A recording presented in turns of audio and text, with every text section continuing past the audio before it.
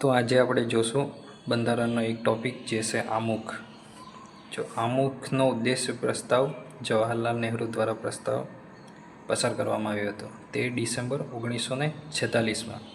એ ઉદ્દેશ પ્રસ્તાવનો સ્વીકાર 22 જાન્યુઆરી 1946ના દિવસે એ ઉદ્દેશ પ્રસ્તાવ સ્વીકાર કરવામાં આવ્યો હતો. એના પછી આમુખનો સ્વીકાર ક્યારે કરવામાં આવ્યો તો 22 જાન્યુઆરી 1950ના દિવસે.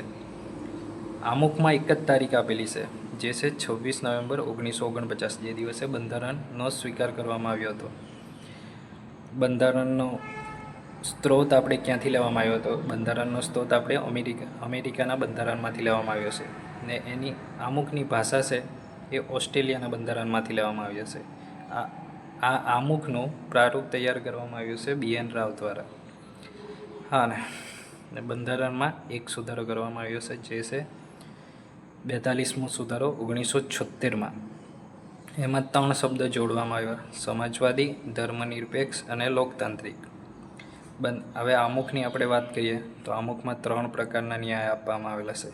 આમુખમાં 3 પ્રકારના ન્યાયની વાત કરવામાં આવેલી. કયા 3 પ્રકારના? તો સામાજિક ન્યાય, આર્થિક ન્યાય અને રાજકીય ન્યાય. આમાં 5 પ્રકારની સ્વતંત્ર આપવામાં આવેલી છે. કઈ 5 પ્રકારની? તો વિચારની, અભિવ્યક્તિની, માન્યતાની, ધર્મની, ઉપાસનાની, આ 5 પ્રકારની સ્વતંત્રતા આપવામાં આવેલી છે. આમાં 2 પ્રકારની સમાનતા આપવામાં આવેલી છે: તકની સમાનતા અને દરજ્જાની સમાનતા. હવે આમુખ છે એ બંધારણનો ભાગ છે કે નહીં એના માટે કેસ થયા હતા. તો આના 2 કેસ છે.